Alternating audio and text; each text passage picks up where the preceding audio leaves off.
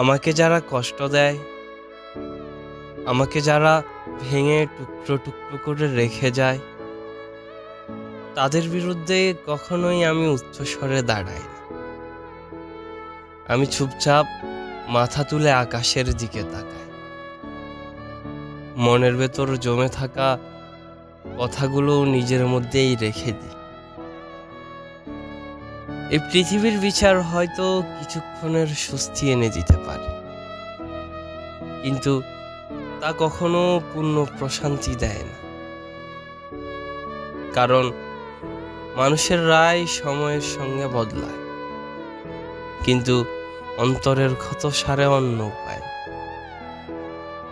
এই জন্যই সব অভিযোগ, সব ব্যথা আমি সঁপে দেই আমার সৃষ্টিকর্তার কাছে, যার দরবারে কোনো পক্ষপাত নেই, আছে শুধু ন্যায় ও দয়া।